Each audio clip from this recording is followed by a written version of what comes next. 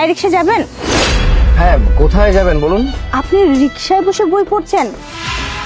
আমি না এই জিনিসটা আগে কখনো দেখিনি, কেউ রিক্সায় বসে এভাবে বই পড়ছে।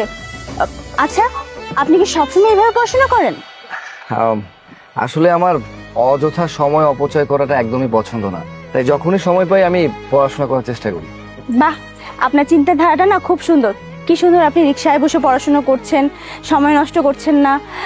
আচ্ছা, আপনি কি পড়াশোনা করছেন রিক্সা চালানোর পাশাপাশি?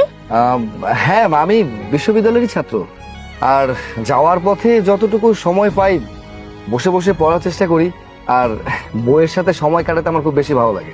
আপনি কি দেখি না অনুপ্রাণিত হওয়ার মতো। কি সুন্দর আপনি রিক্সায় বসে পড়াশোনা করছেন, ভার্সিটিতে পড়াশোনা করছেন, তার পাশাপাশি রিক্সা চালাচ্ছেন, আবার যখন সময় পাচ্ছেন এই রিক্সায় বসে পড়াশোনা করছেন। তো মিস্টার, আপনি কোন সাবজেক্ট নিয়ে পড়ছেন? জি, আমি অ্যাকাউন্টিং। আপনি? আমিও তো অ্যাকাউন্টিং নিয়ে পড়ছি, কিন্তু আপনার মতো না পড়াশোনার মধ্যে আমার এত আগ্রহ নেই। যদি এরকম আপনার মতো আগ্রহ থাকতো খুব ভালো হতো। আসলে আমাদের জীবনে প্রত্যেকটি লক্ষ্য, আগ্রহ, এই সব কিছু নির্ভর করে আমাদের অভ্যাসের উপর। আমরা যখন যেই বিষয়টাকে আমাদের অভ্যাসে পরিণত করব, আমরা সাফল্য পাবো অবশ্যই। তার জন্য লক্ষ্য ঠিক থাকতে হবে। আজকে তো আপনাকে দেখে অনুপ্রাণিত হলাম, আশা করছি আমারও এখন থেকে পড়াশোনার প্রতি মনোযোগ বাড়বে। তা তো অবশ্যই। আচ্ছা, আপনি কোথায় যাবেন বলছিলেন? চলেন তাহলে আমি আপনাকে নামিয়ে দিই। হ্যাঁ, চলুন।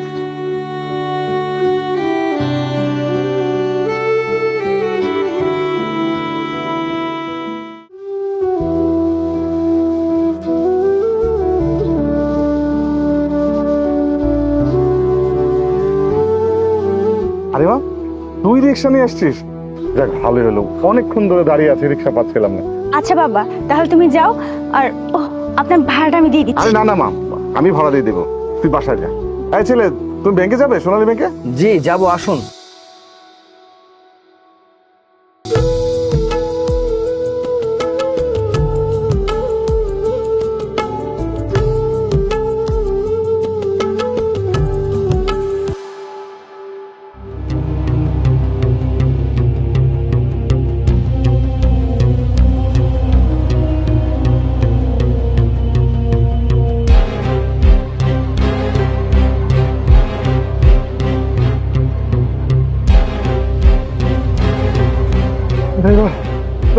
একটু রিক্সাটা সাইড করো তো। আরে ঠিক আছে, আমি আমি আমি আমি করতেছি।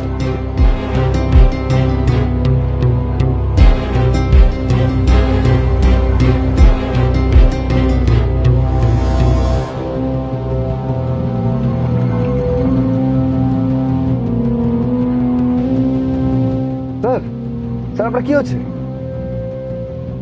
মনে হয় হার্ট অ্যাটাক করেছে। ব্যাগ? এই ব্যাগের মধ্যে কি আছে? এতগুলো টাকা!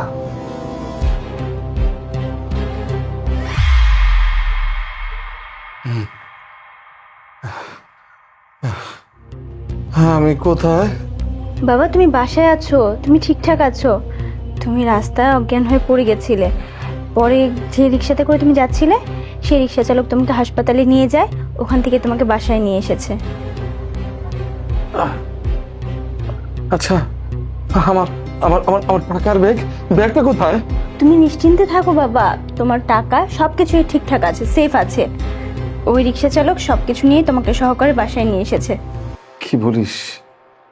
পৃথিবীতে এখনো এমন মানুষ আছে? হ্যাঁ, এমন ভালো মানুষ এখনো পৃথিবীতে আছে।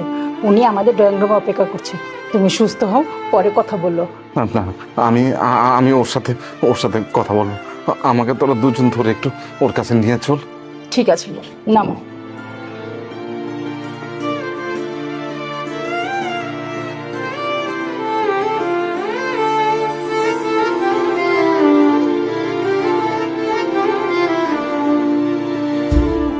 বাবা, তুমি নাকি আমাকে হাসপাতালে নিয়ে গিয়ে চিকিৎসা করি বাসা অব্দি নিয়ে এসছো। আসলে ভাবতে অবাক লাগছে, এখনো মানুষের মনুষ্যত্ব আছে, মানুষের জন্য মানুষ এখনো কাঁদে। আচ্ছা, তোমাকে কিন্তু দেখে রিক্সাওয়ালা মনে হয় না, তুমি কি আসলে রিক্সা চালাও? জি, আমি রিক্সা চালাই, আর আমি যে সব কিছু করেছি এই সব কিছু শুধুমাত্র মন সত্যের খাতিরে করেছে, এর চেয়ে বেশি কিছুই না। বাবা, উনি না রিক্সা চালানোর পাশাপাশি ভার্সিটিতে পড়াশোনা করেন। ভার্সিটির খরচ চালানোর জন্যই উনি রিক্সা চালান। কি বলিস মা, এই ছেলেটা এই ভার্সিটিতে পড়াশোনা করার জন্য রিক্সা চালাচ্ছে? আচ্ছা মা, তুই কি ওকে আগে থেকে চিনিস? না বাবা, আগে থেকে চিনি না। আজকে সকালে ওনার রিক্সায় করে আসার সময় ওনার সাথে কথা হয়েছিল, তখন জানতে পেরেছি। আর ওনার কাছ থেকে ওনার ব্যাপারে সবটা জানার পর ওনার প্রতি একটা সম্মান তৈরি হয়েছে, ভালো লাগা তৈরি হয়েছে। আর যখন তোমাকে নিয়ে আসলো বা এই যে এতগুলো টাকা দেখেও ওনার কোনো লোভ হলো না। আসলেই ওনার প্রতি আলাদা একটা মুগ্ধতা কাজ করছে। উনি অনেক ভালো একজন মানুষ বাবা, আমি অনেক পছন্দ করে ফেলেছি। কি বলিস মা? বাবা, তোমার মতো এরকম সৎ এবং উদার মনের মানুষ আমি আমার জীবনে কখনো দেখিনি। আমি তো ধরেই নিয়েছিলাম পৃথিবী থেকে সৎ এবং উদারতা উঠে গেছে। যাই হোক, আমি আমি ব্যক্তিগতভাবে খুব মুগ্ধ তোমার এই সততার জন্য। তুমি যদি কিছু মনে না করো, আমাদের পরিবারের একজন সদস্য করে নিতে চাই তোমাকে। আমি আমার একমাত্র মেয়েটাকে তোমার হাতে তুলে দিতে চাই বাবা। স্যার, আপনি আপনি এসব কি বলছেন? আমি তো সাধারণ একজন রিক্সা চালক।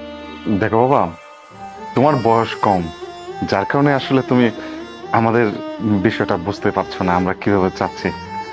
তোমার মতো এরকম উদার এবং মহৎ লোক আসলে দেশে এখন অভাব। আমি এই জন্য আসলে চাচ্ছিলাম আমার মেয়েটাকে তোমার কাছে বিয়ে দেওয়ার জন্য। আমি জানি তোমার মতো সৎ এবং যোগ্য ব্যক্তি কখনো পিছিয়ে থাকবে না। তুমি একসময় অবশ্যই তুমি একদিন অনেক বড় হবে। স্যার, আপনার এই প্রস্তাব আমার কাছে অনেক সম্মানের। আর আপনি যখন চেয়েছেন আমাদের দুজনের বিয়ে হোক, তাহলে আপনার সম্মান আমি অক্ষুণ্ণ করবো না। আরে আপনার কথা রাখবো স্যার, তবে অবশ্যই আপনার মেয়েকে বিয়ে দেবো।